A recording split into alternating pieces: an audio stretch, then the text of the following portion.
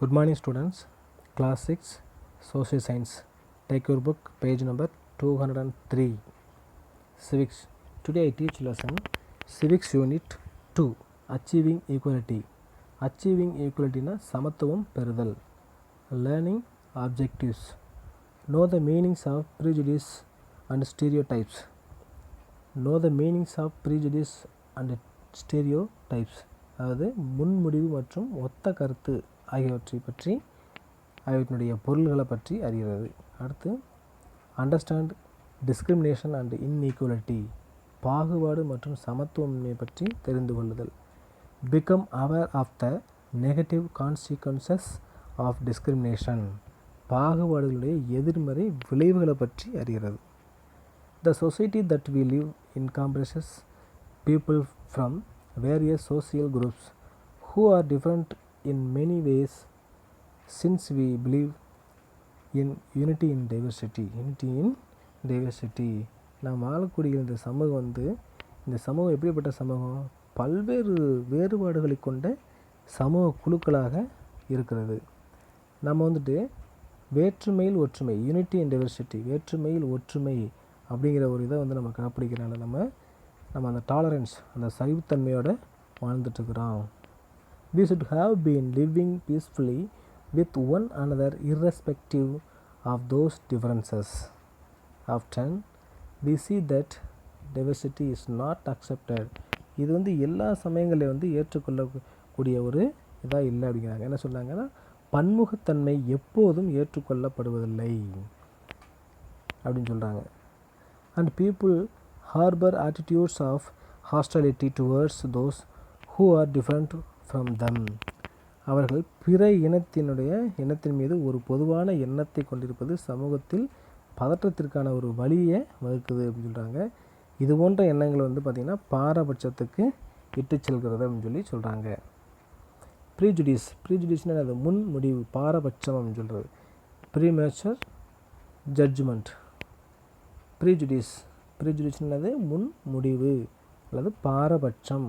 பாரபட்சம்னா அந்த ஜட்ஜ்மெண்ட் எல்லாருக்கும் பாரபட்சம் இல்லாமல் இருக்கணும் அப்படின்னு சொல்லிட்டு தான்.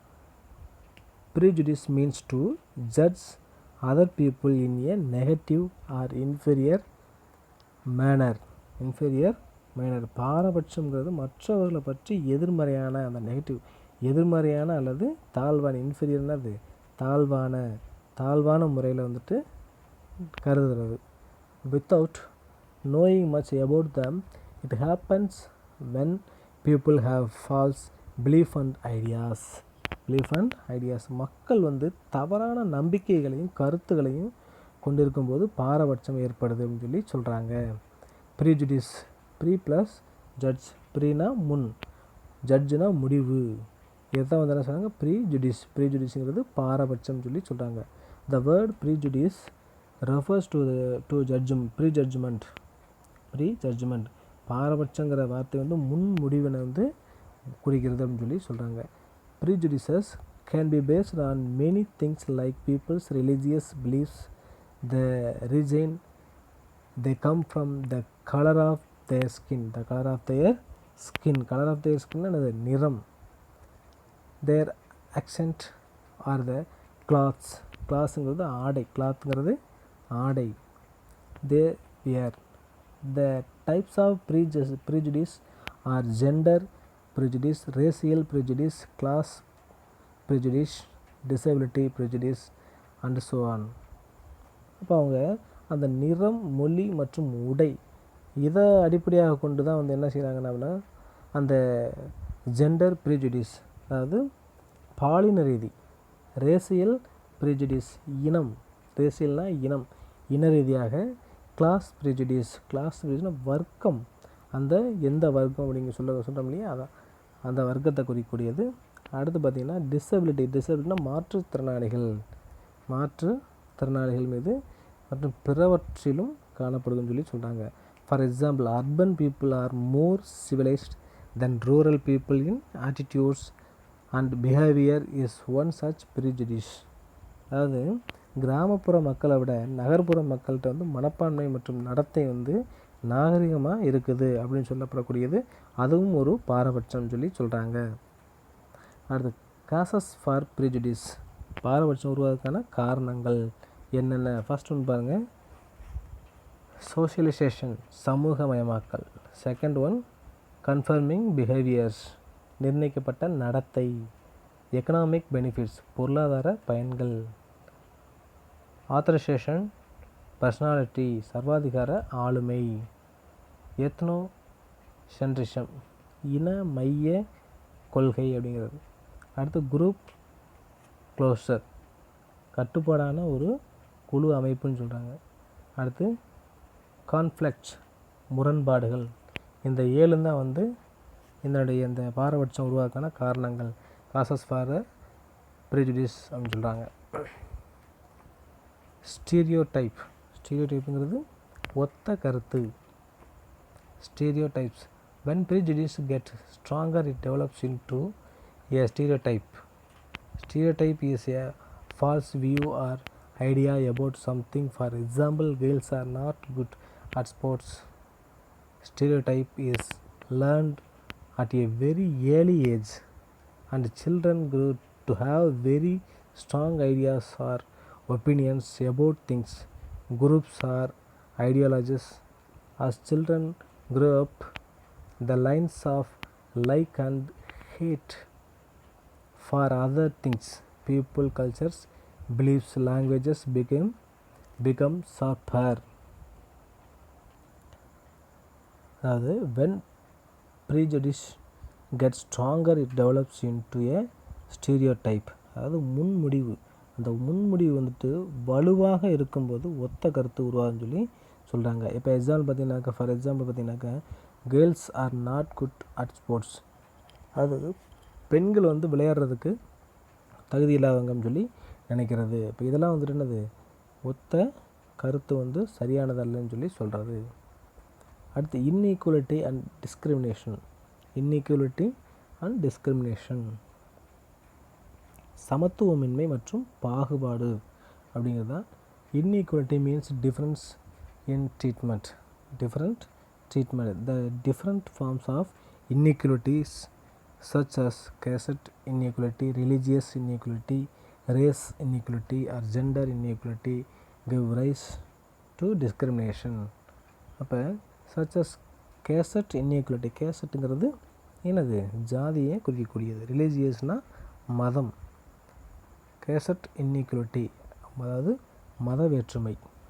ரிலீஜியஸ் இன்இக்வலிட்டி, ரிலீஜியஸ் மத சமத்துவமின்மை.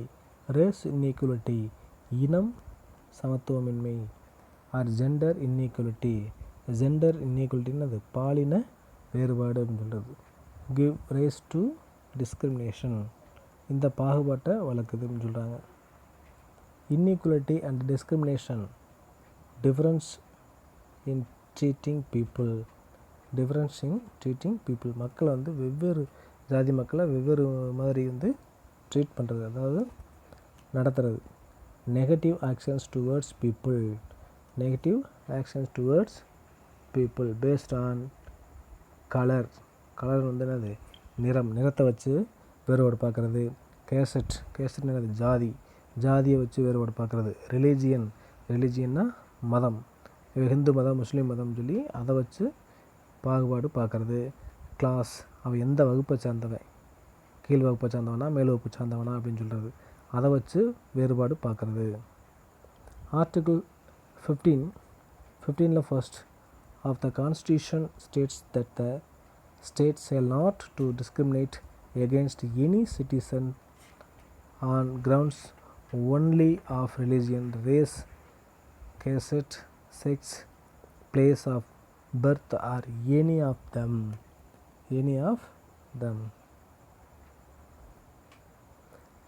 End of apartheid, இனவெறிக்கு முடிவு. இனவெறிக்கு முடிவெட்டின்னு பார்த்தீங்கன்னா யாருன்னு பார்த்தோன்னா இந்த நெல்சன் மண்டேலா.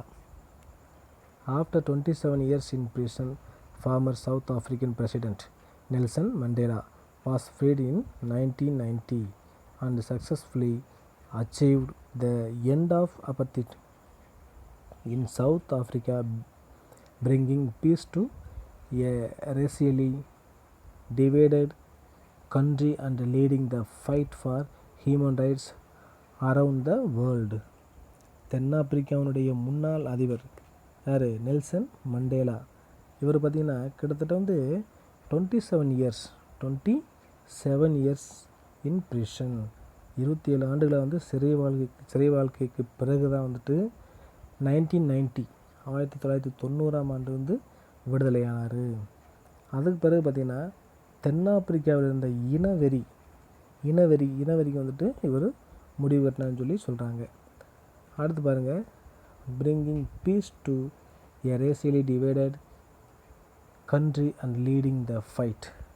இனவெறிக்கு முடிவு கட்டினார். தென்னாப்பிரிக்காவில் உலக அளவில் அமைதி நிலவும் மனித உரிமைகளுக்கான போராட்டத்தில் முன்னோடியாக திகழ்ந்தவர் யார்? இந்த Nelson Mandela. Doctor B R Ambedkar. He is popularly known as Baba Sahib. He was an Indian jurist, economist, politician and social reformer.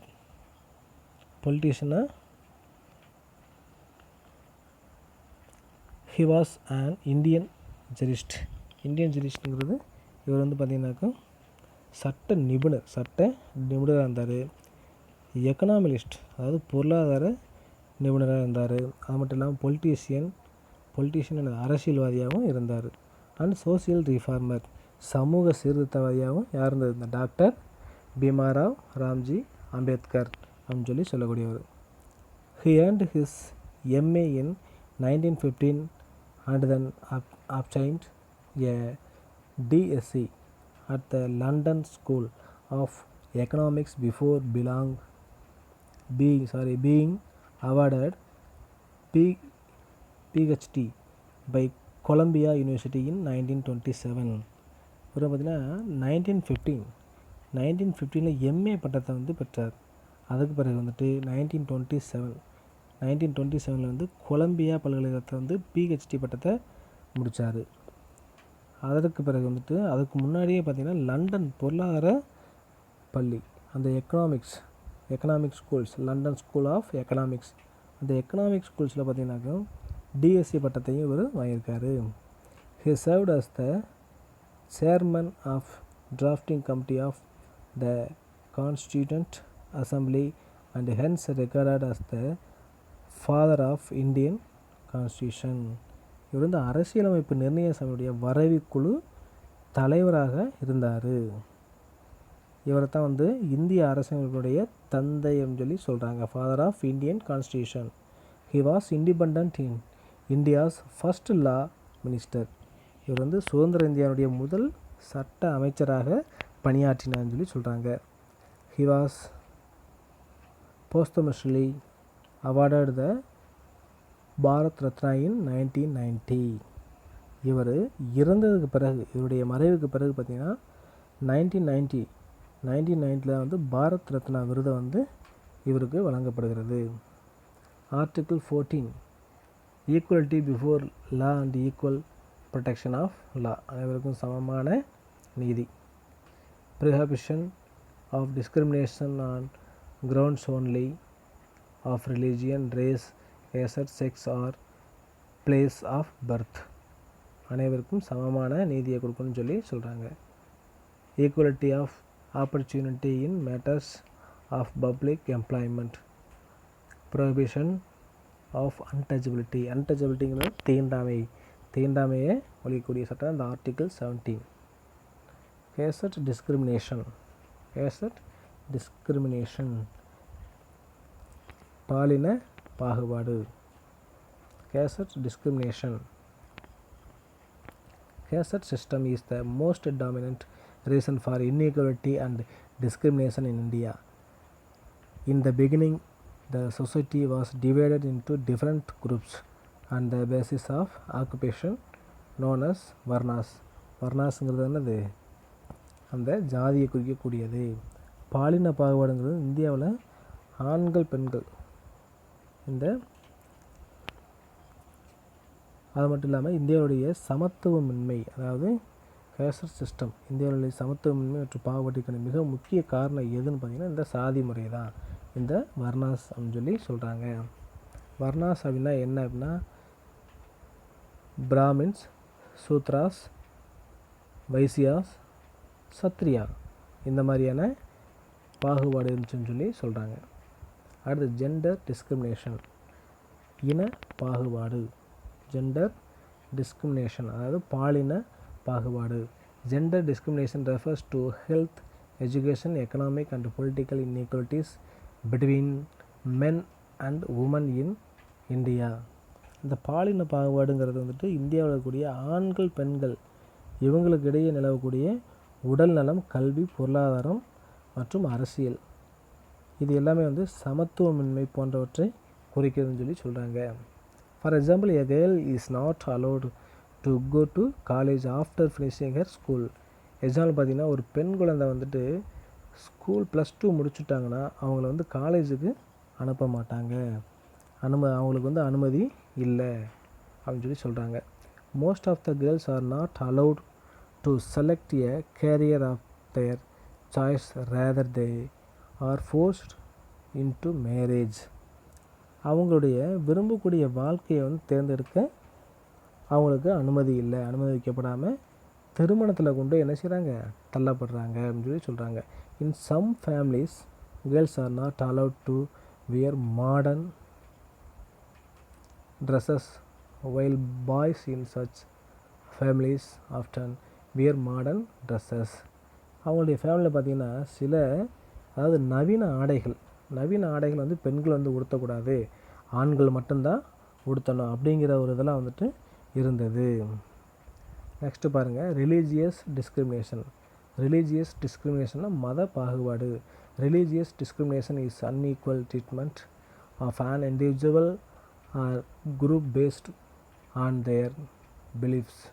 Religious discrimination has been around for a long time. அதாவது மதம் சார்ந்த அந்த பாகுபாடுங்கிறது வந்து நம்பிக்கையினுடைய அடிப்படையில் ஒரு தனிநபர் மீதோ அல்லது ஒரு குழு மீதோ சமத்துவமின்றி நடத்துவது அப்படின்னு சொல்லி சொல்கிறாங்க. Religious discrimination has been around for a long time. There have been problems between people of different religions for thousands of years. Some people are not allowed to enter in public places, especially the places of worship, because they belong to another religion. Some religious people often end up in conflict with each other because of their rituals and way of life. சில மக்கள் பார்த்திங்கன்னா பொது இடங்களில் குறிப்பாக வந்து மத வழிபாடு தலத்தில் வந்து நுழையிறதுக்கு சில மக்களுக்கு வந்து அனுமதி இல்லை. யாருக்கு? அந்த கீழ்த்தட்டு மக்களுக்கு. ஏன்னா அவங்கள வந்து வேறொரு மதத்தை சார்ந்தவங்க அப்படிங்கிறதுனால வந்து அவங்களுக்கு அனுமதி இல்லை. அது மட்டும் இல்லாமல் சில மதத்தவர்களோடு பார்த்திங்கன்னா தங்களுடைய அந்த மத சடங்குகள் அந்த மத சடங்குகளை வந்துட்டு செய்வதற்கு அவங்களுக்கு வந்து என்னது அனுமதி கொடுக்கப்படுறது கிடையாது. ரிலீஜியஸ் டிஸ்கிரிமினேஷன், ஹிந்து, முஸ்லீம், கிறிஸ்டியன். சோசியோ எக்கனாமிக் இன்இக்வாலிட்டி அப்படிங்கிற சமூக பொருளாதார சமத்துவமின்மை அப்படின்னு சொல்லி சொல்கிறது. In the socio-economic field, the benefits of growth have not been spread evenly. சமூக பொருளாதாரம் பார்த்திங்கன்னா சமூக பொருளாதார தளத்தில் வளர்ச்சியினுடைய பயன்கள் சமமாக பரவுறது கிடையாது. have not been spread evenly, சமமாக வந்து பரவுவது கிடையாதுன்னு சொல்லி சொல்கிறாங்க. however, the income inequality is much higher than the inequality in human development. சமத்துவமின்மையை விட வருவாய் பிரிவினுடைய சமத்துவமே மிக அதிகமாக காணப்படும் சொல்லி சொல்கிறாங்க. குறைவான தொழில் வளர்ச்சி, குறைவான வேளாண்மை உற்பத்தி, குறைவான மனித மேம்பாடு. அதான் பாருங்கள், the low income districts are associated with low industrial development, low agricultural productivity. அதான் குறைவான தொழில் வளர்ச்சி, அது மட்டும் இல்லாமல் குறைவான வேளாண்மை உற்பத்தி, குறைவான மனித மேம்பாடு, இது எல்லாமே வந்து மாவட்டங்களோட ஒரு சில தொடர்பு இருக்குது அப்படின்னு சொல்லுவாங்க. அதே போல் தான் வந்து கல்வி அறிவு லிட்ரஸி, அந்த கல்வி அறிவு வந்துட்டு குறைந்த விகிதம் உள்ள மாவட்டங்களும் உள்ளதுன்னு சொல்லி சொல்கிறாங்க. And low human development similarly the districts with literacy rate are found to be with lower sex ratio. அப்போ அந்த லோவர் செக்ஸ் ரேஷியோ வந்து இருக்கத்தான் செய்யுது. நெக்ஸ்ட் பாருங்கள், socio economic inequality. Socio economic சமூக பொருளாதார சமத்துவமை வந்து எப்படி வருது?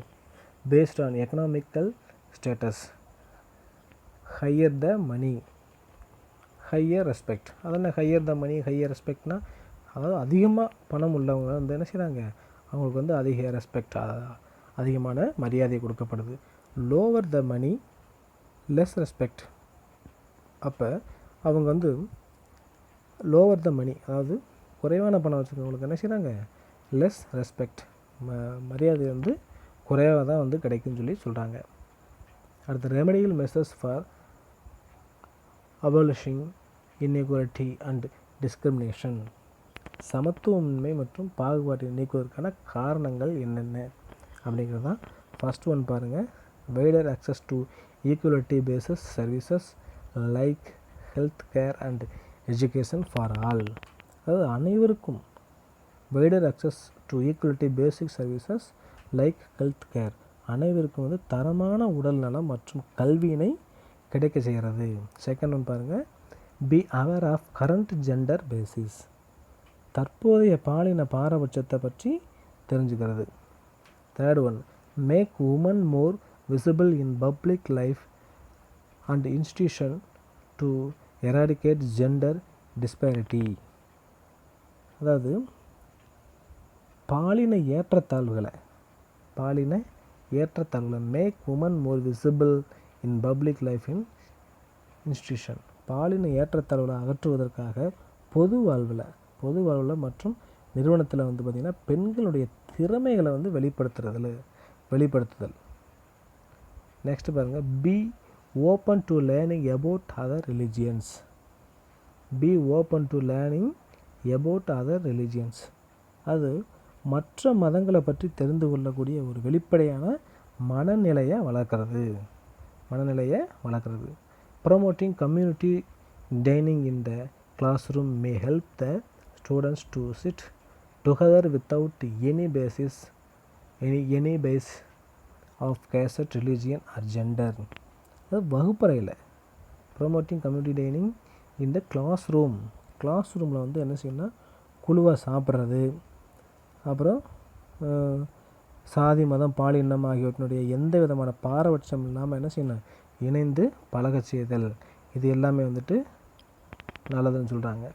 Socialise with people of all types outside home, பலதரப்பட்ட மக்கள்கிட்ட வந்து என்ன செய்யணும், பேசுதல் அப்படின்னு சொல்லி சொல்கிறாங்க. எஃபெக்டிவ் இம்ப்ளிமெண்டேஷன் ஆஃப் லாஸ், சட்டங்களை வந்து முறையாக நடைமுறைப்படுத்துதல், சட்டங்களை வந்து என்ன செய்யணும், முறையாக நடைமுறைப்படுத்தணும்னு சொல்லி சொல்கிறாங்க. நெக்ஸ்ட் பாருங்கள், constitution of India and equality. A constitution is a set of rules and regulations guiding the administration of a country. Article 14 of the Constitution of India provides equality before the law or equal protection within the territory of India and prohibits the unreasonable discrimination between persons. இந்திய அரசியலமைப்பு சமத்துவமும். ஒரு இந்திய அரசியலமைப்பு பார்த்திங்கன்னா நம்முடைய நாட்டுடைய நிர்வாகத்தை வந்து வழிநடத்தக்கூடிய விதிகள் மற்றும் விதிமுறைகளுடைய தொகுப்பு. அரசியலமைப்பினுடைய அந்த 14வது சட்டத்திற்கு முன் அந்த பிரிவு 14, அதாவது 14வது சட்ட பிரிவுக்கு முன் அனைவரும் சமம் அப்படிங்கிறத சொல்லப்படுது. Prejudice, stereotype, inequality and discrimination. Remedies. Thank you, students.